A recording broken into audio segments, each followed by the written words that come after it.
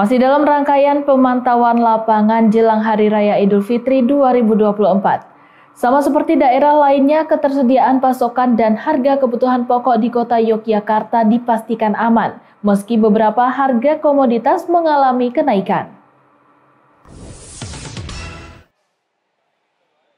Kota Yogyakarta menjadi daerah keempat yang dikunjungi TPID DIY dalam rangkaian agenda pemantauan lapangan, stok dan harga bahan pangan pokok menjelang Hari Raya Idul Fitri April mendatang.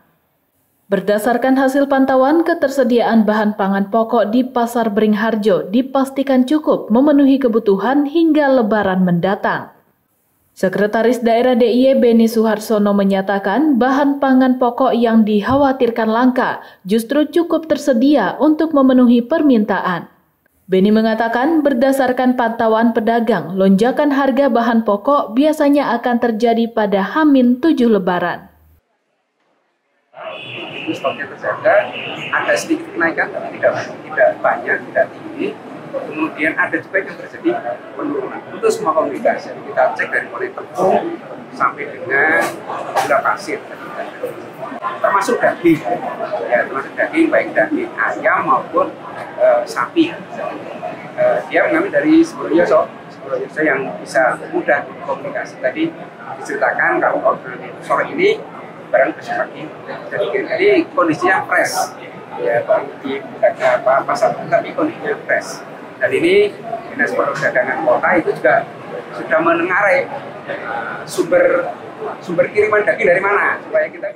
Sejalan dengan Beni, penjabat Wali Kota Yogyakarta Singgih Raharjo memastikan stok seluruh komoditas aman. Harga komoditas yang tersedia pun stabil. Sejumlah komoditas seperti cabai yang biasanya mengalami kenaikan harga justru berangsur turun. Sedangkan harga gula pasir, gori, dan daging ayam perlahan merangkak naik. Ya, kita melihat dari seluruh komoditas dan semuanya stoknya aman. Ya, dari sisi aman itu antara permintaan dan stok itu akan terjaga dengan aman. Untuk harga juga sangat stabil.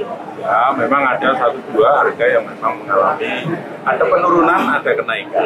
Ya, Mengantisipasi lonjakan harga, pemerintah kota Yogyakarta menginisiasi kios Segoro Amarto yang menyediakan bahan pangan dengan harga standar sebagai referensi di Pasar Beringharjo, Pasar Kranggan, dan Pasar Prawiro Taman. Nantinya akan dibuka pula kios Segoro Amarto di Pasar Sentul. Sementara itu, pasokan dan distribusi beras dinilai lancar. Sebelumnya pedagang butuh 2 hingga 3 hari untuk kedatangan beras, namun kini pemasok menawarkan terlebih dahulu. Hal ini juga berkaitan dengan panen raya yang telah dimulai di sejumlah daerah di DIY. Pimpinan wilayah Perumbulok Kanwil DIY menyatakan saat ini tersedia 12.000 ton beras sebagai persediaan menyambut Lebaran 2024.